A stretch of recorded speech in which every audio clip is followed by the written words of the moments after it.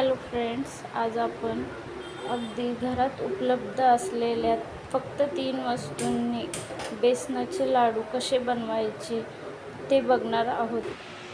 त्यासाठी सर्वात अगोदर कढईमध्ये 1 वाटी तूप घालायचं आहे. त्यामध्ये तूप थोडंसं गरम झाल्यानंतर तुपामध्ये 1 वाटी बेसन घालून ते मिश्रण एकत्र करायचं आहे.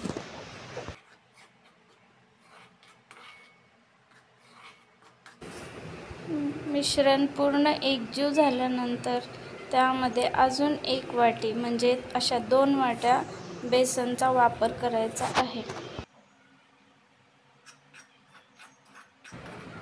आणि आता हे पूर्ण मिश्रण एकजीव होईपर्यंत याला हलवत राहायचं आहे. म्हणजे आपल्याला 1 वाटी तूप आणि 2 वाटी बेसनचा वापर करायचा आहे.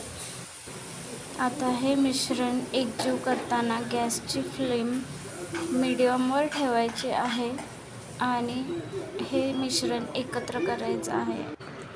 आता हे करताना 5 मिनिटांनंतर त्यामध्ये 2 चमचे पाणी घालून पुन्हा पूर्ण मिश्रण एकत्र करायचं आहे.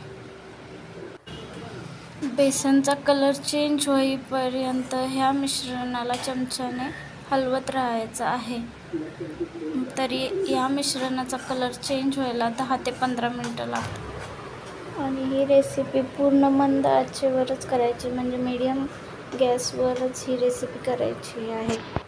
तुम्ही बघू शकता 15 मिनिटांनंतर हे मिश्रण आता तयार झालेलं आहे. आता 7 ते 8 विलायची सोलून घ्यायच्या आहेत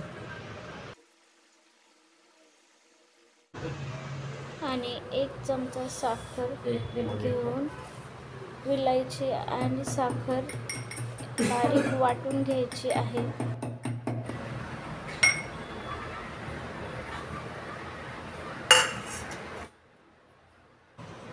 आता विलायची आणि साखरची पावडर चाळून घ्यायची आहे. चहाच्या गाळणीने चाळली तरी चालेल.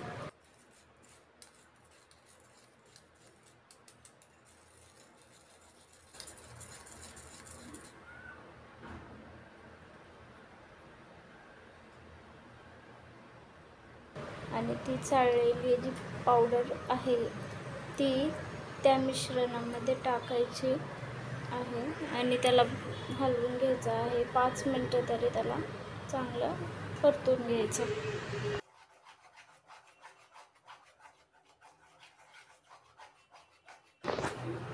5 मिनिटांनंतर ते मिश्रण एका ताटात काढून फॅन खाली ठेवायचं. कोमट होईपर्यंत ते फॅन खाली ठेवायचं.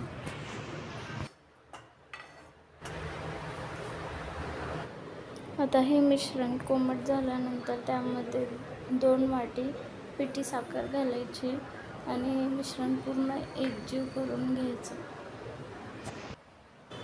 म्हणजे आतापर्यंत तुम्ही बघितलं की 2 वाटी बेसन, 1 वाटी तूप आणि 2 वाटी पिठी साखर असं आपण माप घेतलेलं आहे. तुम्हाला जर गोड जास्त लागत नसेल तर साखर 2 वाटी घेण्याऐवजी 1.5 वाटी पण घेऊ शकता. पण बेसनचं प्रमाण मग तुम्हाला वाढवावं लागेल.